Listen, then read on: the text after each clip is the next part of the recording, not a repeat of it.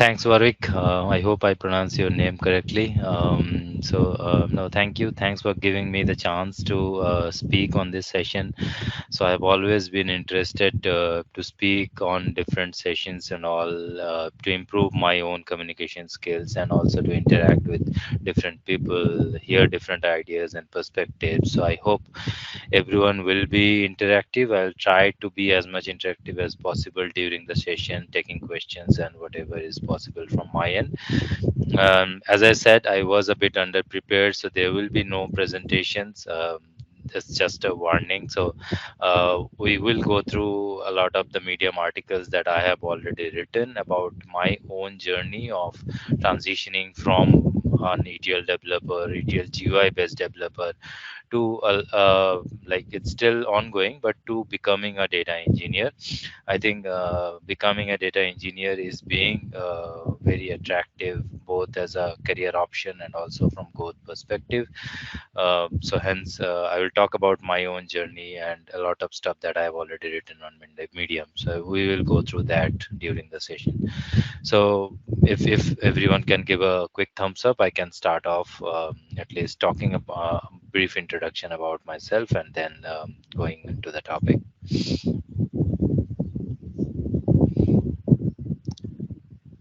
Okay. So a brief introduction about myself. I have around 13 years of experience, completely in the data domain. So I started off as an ETL developer, tester, support sort of mingled role into one. Where we had different on calls, some testing, some development bit, some enhancements, those sort of things. So I did that for a couple of years. Then I moved into a proper ETL developer role, working on different GUI pipelines, different data migration projects. Did that for 3 4 years. I led a team of different ETL developers and ETL analysts, and then slowly I started learning about data related development, pipeline development on the cloud, majorly on Azure. And then since last 5 years I have been working as a cloud data engineer, working on infrastructure setup, working on designing the pipelines, designing the whole data infrastructure, designing the complete analytic solutions and all for 4 5 years. So that's just a brief introduction. A bit more in detail, I started with SQL Server 2000 and 2005, moved on to DTS, then from DTS to SSIS, and then slowly from DTS, SSIS to Power BI, Azure ADF, and now I am transitioning from ADF, Azure Data Factory, to Fabric. So you can see the whole learning curve has been with complete Microsoft data technologies. As the data technologies evolved in the Microsoft landscape, I have worked with all the migrations from different parts of the Microsoft tech stack. So that has majorly been the journey. Now, when I talk about, so let me just quickly go to, okay. So this is. I hope you are able to see the screen, right? At the moment, we're still seeing just your Okay. video feed. Sorry. Probably the screen sharing stopped. I'll share the screen.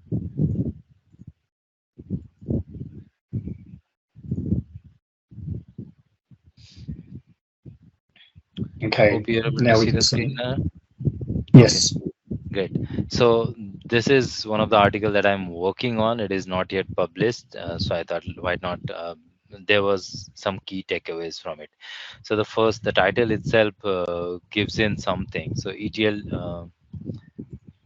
developer to data engineer is possible. Just hang in there. So why do I say this? It's because like so obviously, how do we define an ETL developer? Here, it's mostly when I'm talking about ETL developer, I'm talking about GUI based ETL developer A lot of us have worked with SSIS or Informatica or Ab initio or a lot of the GUI based tools which made our ETL pipelines extremely user friendly to build. Like we didn't have to worry about a lot of the backend infrastructure, a lot of the backend processing. A lot of the stuff was abstracted from us. So, what were the positives of it? The positives were we were able to quickly build a pipeline within a day or two. We were able to um, have a POC ready for our data movement.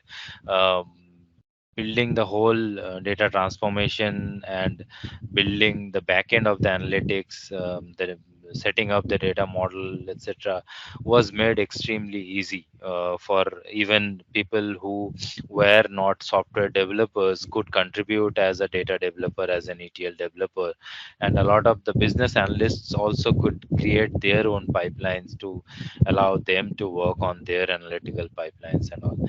So this whole GUI tools made development very easy for BI developers and data developers, and that brought down the whole timelines,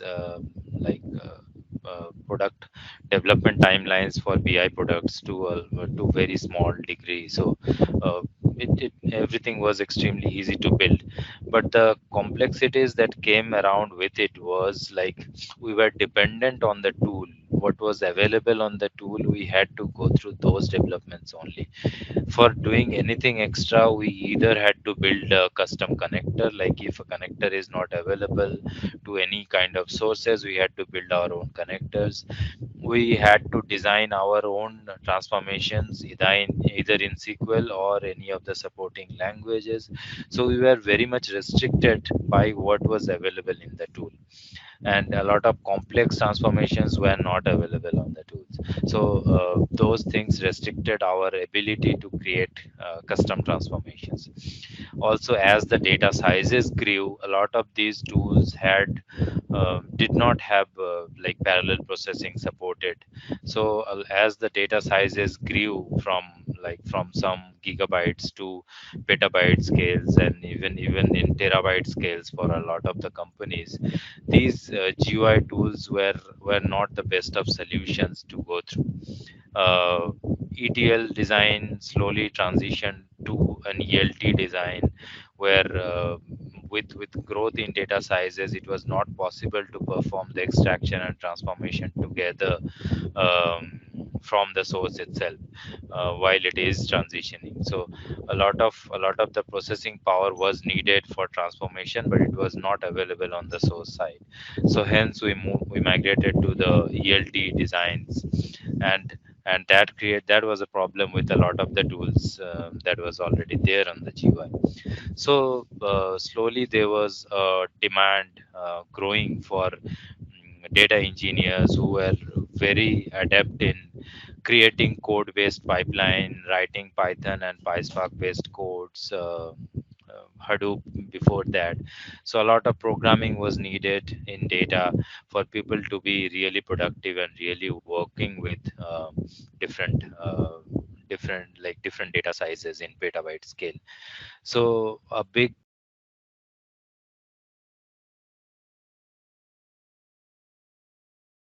work with big data sizes and working with that environment. I'm not sure if you are able to see this tree. Are you able to see this skill tree?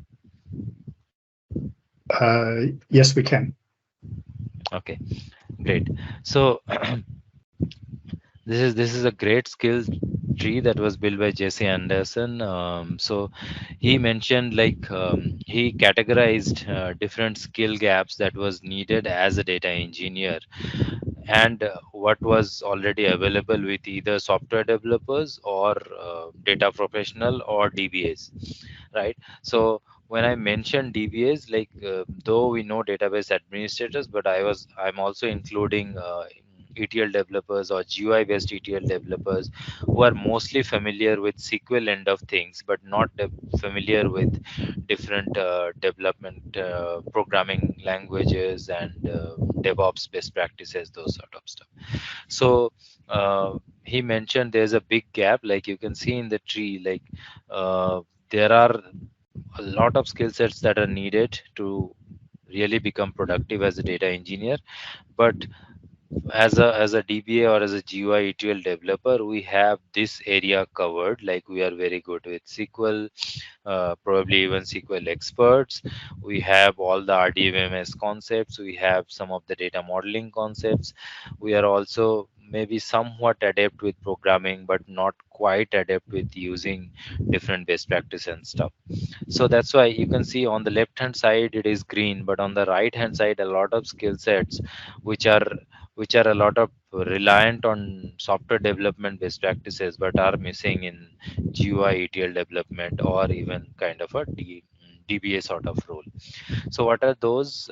So as I said, like we might know some programming, but we are not software engineers. So a lot of software engineering related knowledge like debugging codes, troubleshooting, different unit testing framework. It can be P unit, J unit, or different unit testing framework, because unit testing is not that much aligned with SQL. So using those unit testing framework, and then a lot of the package management, dependency management, a lot of the infrastructures like distributed systems, big data systems, NoSQL was also a big component of data engineering, but mostly GUI based development were done on SQL based databases. So as the data grew, different NoSQL databases, it can be document DB, it can be like MongoDB in document DB, it can other NoSQL databases, a lot of unstructured data like JSON, XML, and also video and semi-structured and unstructured data came into big data. So those were areas where GUI-based developers were really lacking. And another important aspect was streaming data pipeline. So as data grew, as e-commerce and different retail companies grew in size, the need for streaming data pipeline, the need for continuously monitoring, and then based on that monitoring having automated decisions like pricing strategies for airlines, pricing strategies for different e-com products, even retargeting traffic, those sort of things needed some sort of streaming data pipeline. So for that streaming processing, we needed to know real-time optimization, real-time processing of data, stateful processing of data. Those sort of things were also not readily available in the GUI tools. So these are kind of the skill sets that are not very evident for a GUI based data engineer. So I guess those were the areas that needs to be covered by someone who is transitioning from SQL based development to a complete full stack data engineer role. Now, from Microsoft technologies perspective, since I'm basing this talk on that around, so I talked about the skill set, but what about the different technologies or different tools that we need to cover? So we are good with SQL, we are good with SQL Server, we are good with using SSMS. Some of us have worked on even SSIS tools, SSIS components, and a little bit of Power BI, creating some data models in the Power BI and those sort of stuff. But what are the tool sets, what are the technologies that we have not worked on as a GUI developer? So a lot of the component is mostly around the Azure cloud. So a lot of SSIS projects are slowly migrating to the cloud. Since COVID, this has expedited a bit, which has increased a lot of Azure data engineering role. So when I talk about an Azure data engineering role, a lot of projects are trying to migrate their SSIS packages either either to SSIS integration runtime or an Azure data factory pipeline itself. So a lot of migration projects are coming in for different service companies, where companies are trying to migrate their ETL processing on premise to ELT processing in the cloud. So the moment you are migrating the cloud, first thing will come in is your Azure data lake, where you would be storing your data, your structured, unstructured data for temporary processing as a data lake. So Azure Data Lake storage, Azure storage account. Then once you have stored the data into Azure Data Lake, you would like to do processing on top of it. You might want to use a GUI interface using Azure Data Factory and Azure Data, like in the data flow components in Azure Data Factory, or you might want to go for custom coding using Python or Scala in Databricks. So the moment you use Databricks, we are talking about Azure Databricks also as a component. So these are the main components that is needed from data engineering perspective. One is Azure Data Factory and the Azure Databricks environment. So once you are familiar with those two environments, then you can go for different streaming applications available inside Azure. Also, some of like Azure Functions, Azure Logic apps, and different streaming related real-time components also in Azure, which will support your analytics. But like the most important part is to understand Azure Data Factory as an orchestration perspective and Azure Data Bricks to use to run your different data transformations, different pipelines, and those sort of stuff. So that is the major gap in terms of skill set. Now we know that's the gap that we need to cover, but how do we prepare, like as a beginner, how do I understand, like, okay, these are the gaps, but how do I cover the gaps, or what are the skill sets that I need to cover in details? So I created a roadmap. So I hope this is visible. So this was written last year. This has a big flaw wherein the calendar was not right, but this was written in 2022 from that perspective, but it is still relevant in terms of the skill set and the flow, how you can structure your learning to transition. Okay. So if you already are a GUI based developer, you might have a lot of skills already covered, but I'm talking from a complete beginner perspective. So obviously the main focus would be first learning of basics of programming, like it can be any of the programming languages, it can be Python or Java or Scala, whatever. But SQL is a must. SQL along with database concept is a must learn. If you are already a GUI based developer, probably a lot of things are already covered, but again, you need to cover up your basics in more detail, learn different object oriented programming and functional programming structures available in different languages, those sort of things. So maybe we can spend 1 or 2 months getting from beginner to advanced level on those programming languages and SQL. And then we can start with basic projects and learning basic concepts of data warehousing, database management, different analytical functions in SQL, a bit more advanced in detail, concepts of data modeling, because that is very basic, whether it is you are trying to become a data engineer or a GUI developer. But for data, it is important to understand how a data model relates to a business function and how it enables analytics depending on the business functions and processes. So once you have learned the basics of SQL, learn the basics of programming, you want to learn about data storage and data warehousing concepts.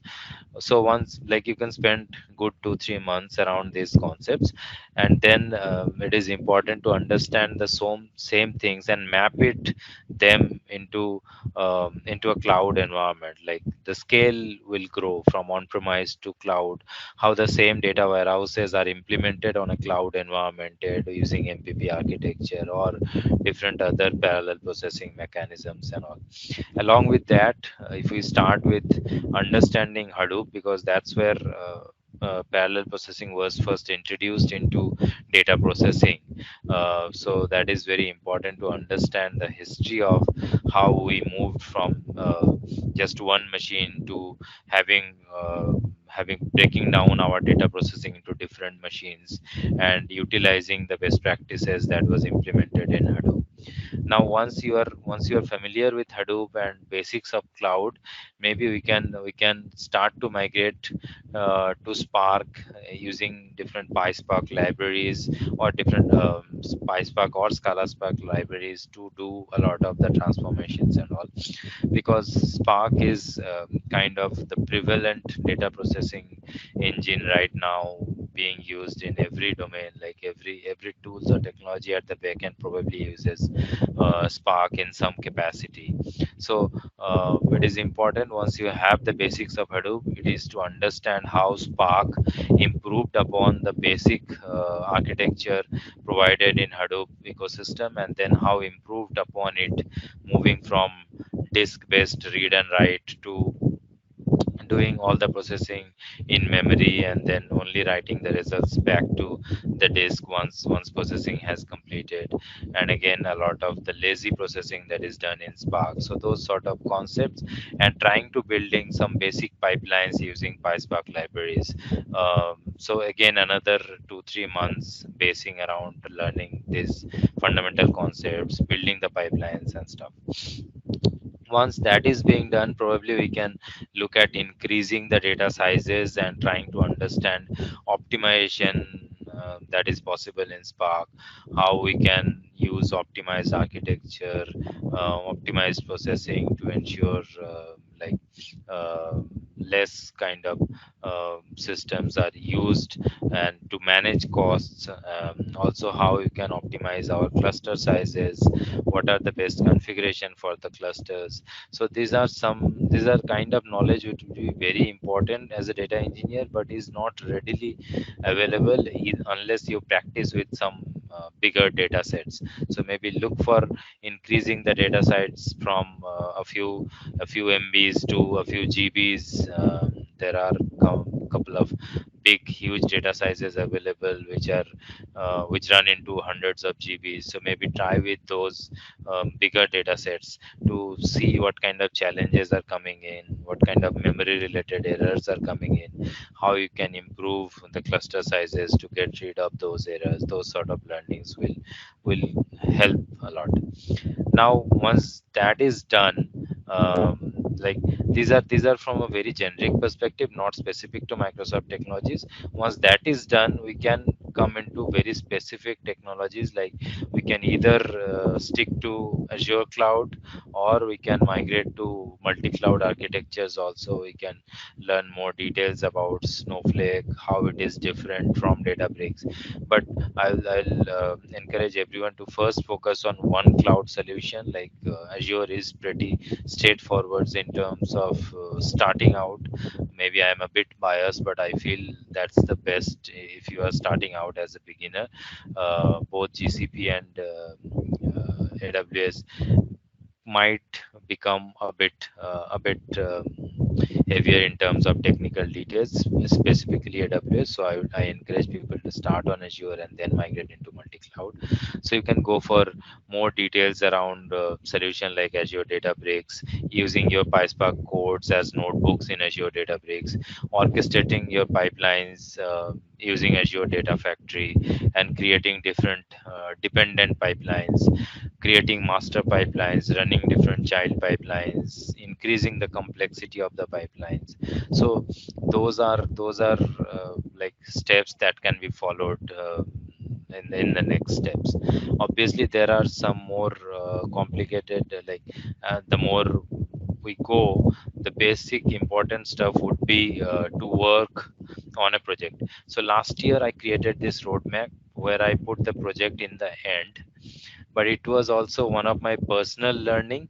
Like when I went on following this roadmap for myself, I struggled a lot. Like uh, I would learn a few technologies, then I struggled in implementing those ideas. I would learn theories, but I was not doing so much of hands-on practice myself. I was struggling to implement the same ideas and writing codes on my own. Probably I was following tutorials. When I was following those tutorials, when I was following the videos, that's well and good. But the moment I was getting off the tutorials, I was not being able to implement those sort of things. by myself.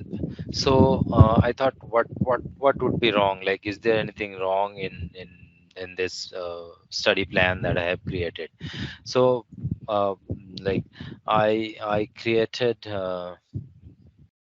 Just give me a minute. Okay.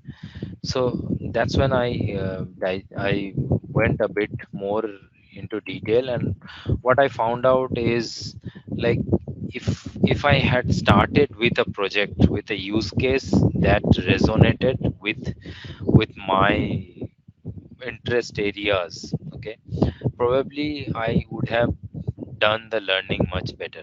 So I think, rather than learning different concept and then trying to implement 6 months down the line, what I thought is, we actually, like, in a workplace, what happens in a workplace, we're generally given the requirements and the problem statements first, right? Now, then we go into the statement, we break it down into different steps, different sprints. Then we slowly try to develop the solution, how it would work, what would be the different architectures, what would be the infrastructure needed, and then we slowly build it into a project plan and work on that project plan. So so that's how, generally the case has been. So I thought it would be much better off starting with the project. So that's where I started to create another roadmap for me and also for others who were transitioning along the same lines. So I started building on a project use case. So here I have mentioned about e-commerce data analytics.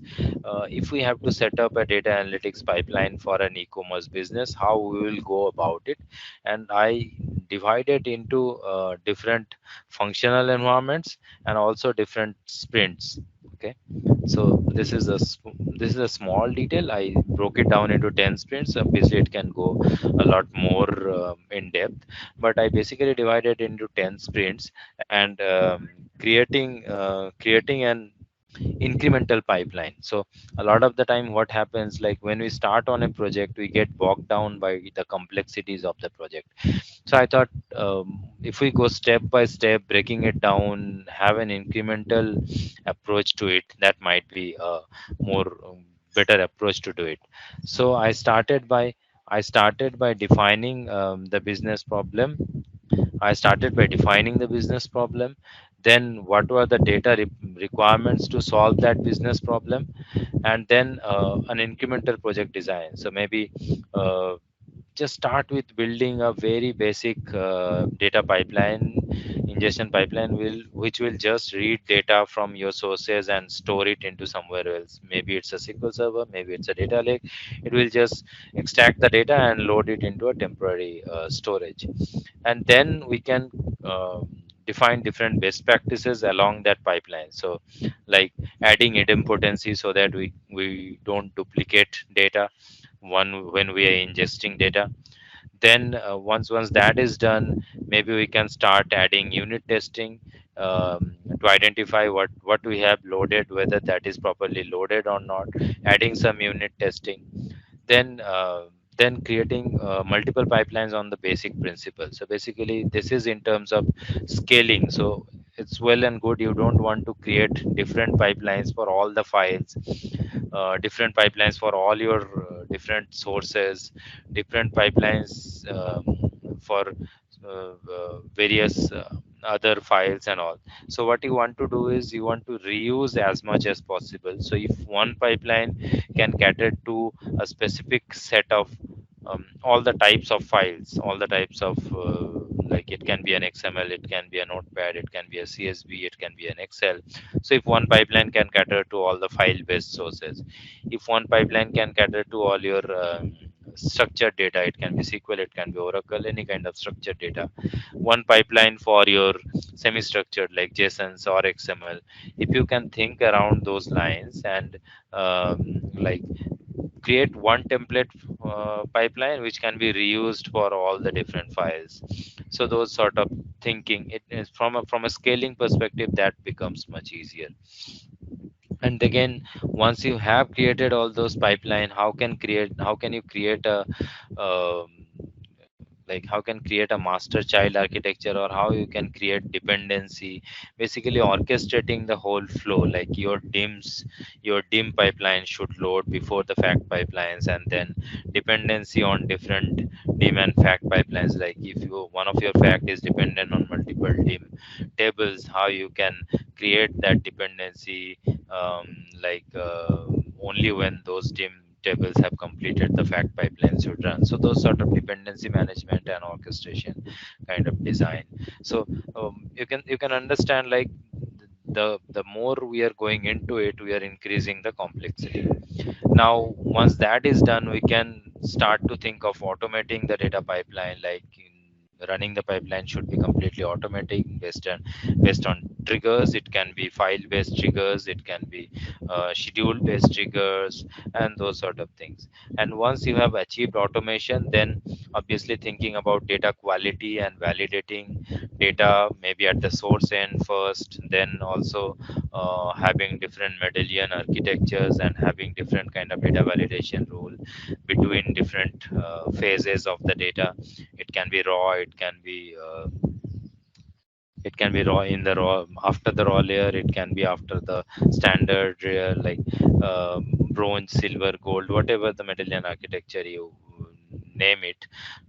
Post bronze, you can have one set of data validation on source data. After the silver layer, you can have one set of validation, and after the gold layer, in the presentation layer, you can have another set of validation. So data quality and validation checks also become very important. Now once you have done that, how you can implement CI/CD practices. Like as a data engineer, you are expected to implement CI/CD in your data pipeline, so that uh, if anything breaks for your development, you should be able to identify that. You don't want a lot of manual intervention in deployment, going from one uh, environment to the next, going for test to prod, those sort of things.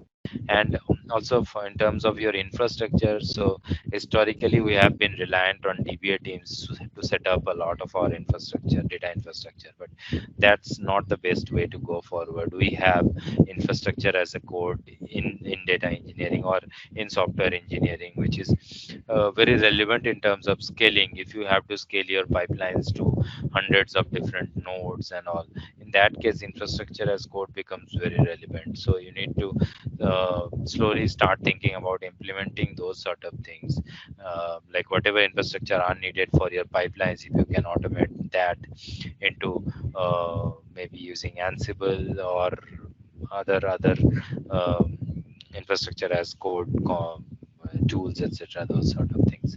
And then last is obviously scalability and optimization. So if we start thinking from that perspective and slowly add on multiple complexities. So if I discuss from Microsoft Technologies perspective, in this same complexity area, your first pipeline can be just a Python script. Um, then you might want to add idempotency using maybe delete write concept, or uh, sorry, just a minute, using delete and insert concept, or using write audit publish methodologies in the Python code itself. For unit testing, you can use again different unit or other unit testing frameworks. Then when we come to creating multiple pipelines and orchestration, you can obviously use Azure Data Factory and Azure Data Flow to create your pipelines, to create your data transformations, and create templates using those pipelines. And you can use different components in ADF to run child pipelines from your master pipelines. Those sort of things are possible using Azure Data Factory. Nowadays, even Airflow is available in Azure as a managed service, so you can use that to for your orchestration and workflow management. You can obviously use Databricks and Databricks jobs also to some extent for your orchestration purposes, and obviously Databricks notebooks to create your pipelines and pipeline related codes, etc. Automation of data pipelines is available in Data Factory as a different kind of triggers that are possible in Azure Data Factory. Data quality and validation, obviously you can use Azure Purview as a complete data management solution, and then inside that you can implement different database practices. Along with that, you can have your custom validation as SQL scripts or different architectures you can implement. For CI/CD, you can use Azure DevOps to run complete pipeline. Azure DevOps also supports using Ansible scripts. It has its own ability to use YML scripts to allow you building infrastructure as a code in the Azure environment. And obviously, Azure itself provides a lot of scalability options, be it using different size of virtual machine, like different capacities in Azure Synapse or Azure Data Factory. You can use a lot of scalability options already built in from the Azure side. So those are like relevant components depending on different stages of complexity from Microsoft Technologies perspective, which you can use to to incrementally build on your basic project. Um, yeah. So probably that's all from my end in terms of how I have planned my own transition, and how I am planning to keep on learning based on those learning plan and architectures. And that's this is something that I wanted to share with people, maybe not so much relevant with people who are already working as data engineers, but people who are just starting or who have worked for years on GUI based tools but are struggling to move on to a data engineer role straight away, maybe can spend 6 7 months of time slowly and incrementally build on different skill sets. They can map their existing skill sets, like existing skill sets of data modeling, GUI skill set, like best practices. They are already aware of those basic best practices, like creating idempotent pipelines, and different validations and those sort of things. They are already aware of those best practices. They just need to implement them in a coded environment using Python or Scala. That is the basic challenge that they need to cover up. They need to start practicing writing it in code rather than dragging and drop from the GUI tool. So that's where I have struggled. I think it's a mentality that needs to be covered. And then once you spend 6 7 months slowly building on every component of it, spend time every day, maybe 30 40 minutes every day, I think then it is quite feasible to transition to a more full stack data engineer role, where you are able to handle CI/CD, you are able to handle provisioning of infrastructure, you are able to handle building different architecture, whether it is lake house or whether it is a fabric or a data mesh related architecture. So but obviously the learning will be staggered, but once you have spent 7 8 months, you can then start slowly building your own complex pipelines, and that will help you in your day to day work, to transition to a proper full stack data engineer role. I think I would just close here, and if any questions, any ideas from you how to handle it better, or any personal experiences, I would be happy to take those things.